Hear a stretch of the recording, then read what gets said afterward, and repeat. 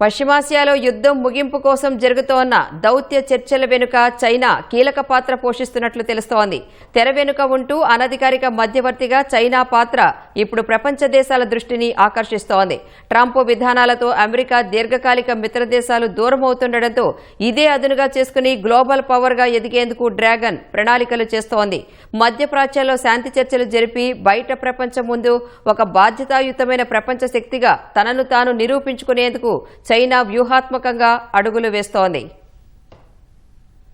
Iran యుద్ధంలో China అధికారికంగా మధ్యవర్తి కాకపోయినా ఉద్రిక్తతలను తగ్గించడానికి తెరవెనుక గట్టి ప్రయత్నాలే చేస్తోంది. ఇరాన్పై ఆంక్షలు ఉన్నప్పటికీ ఆ దేశం నుంచి చైనానే అత్యధికంగా చమురు కొనుగోలు చేస్తోంది. ఆ వాణిజ్య ఆర్థిక సంబంధాలనే ఆసరాగా చేసుకుని పాకిస్తాన్లో జరిగిన తొలి విడత చర్చలకు ఇరాన్ను తీసుకురావడంలో చైనా కీలక పాత్ర పోషించినట్లు విశ్లేషకులు చెబుతున్నారు. ఇదే విషయాన్ని అమెరికా అధ్యక్షుడు డొనాల్డ్ ట్రంప్ సైతం అంగీకరించారు. కాల్పుల విరమణకు ఇరాన్ను ఒప్పించడంలో డ్రాగన్ ప్రోత్సాహం ఉందని ట్రంపే స్వయంగా చెప్పారు. ఫిబ్రవరి 28న యుద్ధం మొదలైనప్పటి నుంచి చైనా విదేశాంగ మంత్రి వాంగ్ యీ ఇజ్రాయెల్, సౌదీ అరేబియా, యుఏఈ సహా పలు దేశాలతో దాదాపు 30 సార్లు ఫోన్లో చర్చలు జరిపారు. అంతేకాదు చర్చలకు ప్రధాన మధ్యవర్తిగా ఉన్న తన సన్నిహిత దేశమైన పాకిస్తాన్ ప్రతినిధికి వాంగ్ ఆతిథ్యం ఇచ్చి హర్ముజ్ జలసంధిని తిరిగి తెరవాలని, శత్రుత్వాలకు ముగింపు పలకాలని 5 సూత్రాల ప్రతిపాదనను సమర్పించారు. అటు చైనా అధ్యక్షుడు షీ జిన్పింగ్ సైతం బహిరంగంగా స్పందిస్తూ ప్రపంచం ఆటవిక చట్టాల వైపు పయనించకూడదని హెచ్చరించారు. అంతేకాదు హర్ముజ్ జలసంధిని తిరిగి తెరవాలని పిలుపునిచ్చారు.